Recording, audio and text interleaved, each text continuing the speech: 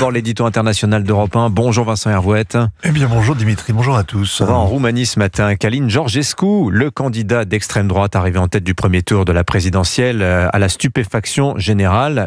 Eh bien c'était en novembre, les sondages le donnaient gagnant, mais le scrutin a été annulé et donc il n'aura pas le droit de se présenter à la nouvelle édition de la présidentielle. Il a fait appel, on saura d'ici demain s'il est vraiment éliminé. Vous avez tout dit.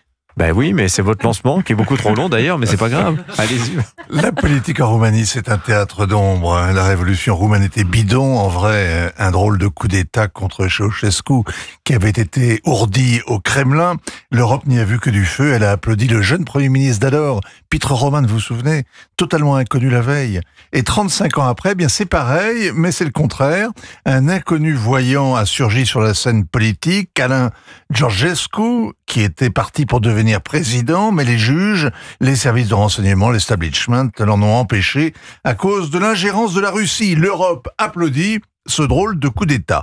3 mois après, nouveau round, une nouvelle présidentielle. Les sondages prédisent 45% de voix à Georgescu au premier tour, mais le comité électoral vient de l'écarter définitivement de la course. Ses partisans sont descendus dans la rue à Bucarest en criant « à bas la dictature ». Il a fait appel.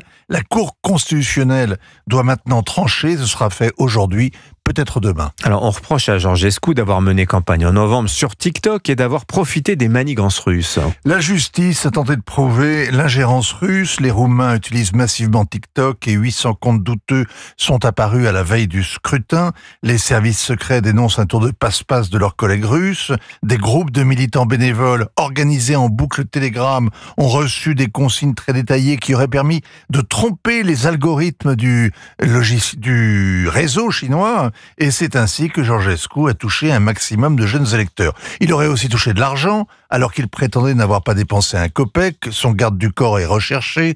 On a trouvé 30 millions en or massif dans son coffre. C'est le Prigojine de Georgescu.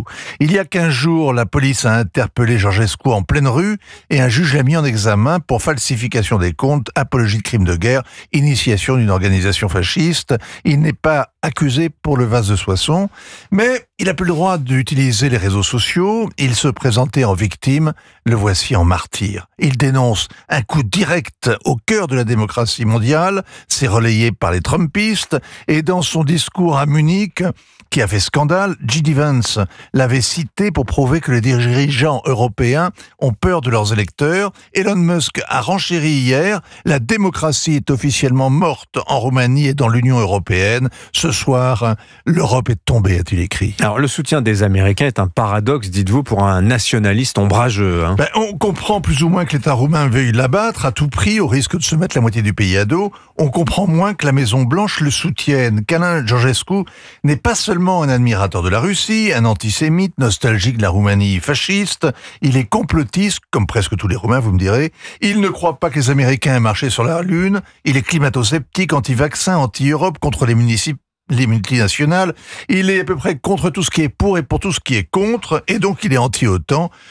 Alors que la Roumanie abrite une base américaine importante depuis la guerre en Ukraine et qu'elle sert de plateforme vitale pour écouler les céréales ukrainiennes. Georgescu, c'est Dracula en quelque sorte. Pour l'éliminer, il faudra autre chose, il faudra lui planter un pieu dans le cœur. Oui, c'est une image, bien sûr, Vincent Hervouette. On va en rester là. Oui, quand même. Non, c'est pas un projet. Non, oui, c'est pas un voilà. vrai, oui, oui. Non, mais c'est bien. Il faut être explicite en ces temps compliqués. Lisez ce que vous avez à lire. Signature Europe 1, ainsi va le monde. Vincent Hervouette.